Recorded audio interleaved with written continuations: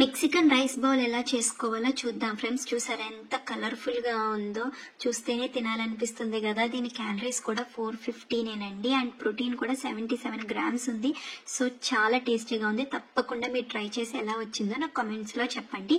So ముందుగా దీనికి కావాల్సినవి స్వీట్ కార్న్, టమాటోస్ కట్ చేసి పెట్టుకున్నాను. గాకమోలే ఆల్రెడీ మన పేజ్ లో ఉంది, ఎలా చేసుకోవాలో ఆ డిస్క్రిప్షన్ బాక్స్ లో మీకు లింక్ అనేది పెడతాను ఫ్రెండ్స్. ఇంకా బీన్స్, ఇంకా రైస్, చికెన్, కొత్తిమీర అండ్ అన్ని తీసుకుని పక్కన పెట్టేసుకోండి. ఇప్పుడు చికెన్ ని 250 గ్రామ్స్ చికెన్ తీసుకున్నాం కదా. 250 గ్రామ్స్ చికెన్ ని, కొంతమంది రా చికెన్ ముట్టుకోవడం మాకు ఇష్టం ఉండదు అంటారు కదా, అలాంటి వాళ్ళ కోసం అండి ఇలా ఈ రకంగా కూడా మ్యారినేట్ చేసుకోవచ్చు. జిప్ లాగ్ లో చికెన్ వేసేసుకుని ఆ గార్లిక్ ని క్రాష్ చేసి అందులో వేసుకోండి.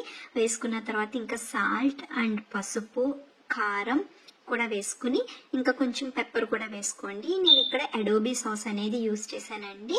సో చేసుకుని చూసారు కదా, ఇలా జిప్ లాగ్ లో వేసేసి దానికి సీల్ చేసేసి మంచిగా కలుపుకుని పక్కన పెట్టుకుంటున్నాను. ఇంకా ఇప్పుడు మనం ప్యాన్ తీసుకుని, ప్యాన్ బాగా వేడెక్కిన తర్వాత ఆయిల్ అనేది చూసారా, నేను చాలా తక్కువ స్ప్రే చేశాను, అసలు ఆయిల్ లేకుండా చేద్దాము అని చెప్పి. సో మొత్తం చికెన్ అనేది సెపరేట్ గా చేసుకోండి. కొంచెం మీకు కావాలంటే ఆయిల్ కూడా, నూనె వేసుకోవచ్చండి. మాకు ఆయిల్ వేసుకున్నా పర్వాలేదు అనుకున్న వాళ్ళు ఆయిల్ కూడా వేసుకుని టోస్ట్ చేసుకోవచ్చు. నేను హెల్దీగా చేద్దామని చెప్పి చేసా. చికెన్ కుక్ అయిపోయింది కదా, అయిపోయిన తర్వాత నేను ఇలా చిన్న చిన్నగా కట్ చేసి పక్కన పెట్టేసుకున్నాను ఫ్రెండ్స్. సో ఇప్పుడు మనం రైస్ కుక్ చేసుకున్నాం కదా, రైస్ కుక్ చేసుకున్న తర్వాత ఆ రైస్ లో కొంచెం కొత్తిమీర, లెమన్ జ్యూస్ అండ్ సాల్ట్ వేసేసి కలిపేసుకుని పక్కన పెట్టుకుంటున్నాను. ఇంకా దాంతో పాటు మనం స్వీట్ కార్న్ కూడా ఉంది కదా, ఆ స్వీట్ కార్న్ లోకి కొంచెం కొత్తిమీర, ఉల్లిపాయలు, అలాగే కొంచెం లెమన్ జ్యూస్ వేసుకుని కలుపుకుని పక్కన పెట్టేసుకోవాలి. ఇప్పుడు సాల్సా అండి. సాల్సాలోకి ఏంటంటే టొమాటోస్, ఆనియన్, కొత్తిమీర, లెమన్ జ్యూస్ అండ్ పచ్చిమిరపకాయలు వేసుకుని కలిపేసుకుని పక్కన పెట్టేసుకోండి.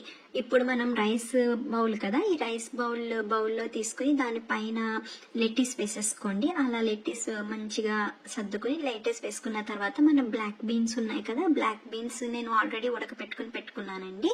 సో బ్లాక్ బీన్స్ ని వేసేసుకుని ఇంకా స్వీట్ కార్న్, సాల్సా కూడా వేసుకోండి. ఇంకా ఇప్పుడు మనం చికెన్ ని చేసుకున్నాం కదా, ఆ చికెన్ ని కూడా వేసేసుకుని పక్కన పెట్టేసుకోండి. ఇంకా ఇప్పుడు మనం గాకమోలే ఉంది కదా, గాకమోలే ఆల్రెడీ నేను ఇదివరకు గాకమోలే ఎలా చేసుకోవాలో నేను సలాడ్స్ చేసినప్పుడు చూసాను. చూడకుండా ఉంటే వన్స్ బ్యాక్ వెళ్ళి ఒకసారి ఆ వీడియోని అయితే చూడండి, డిస్క్రిప్షన్ బాక్స్ లో పెడతాను.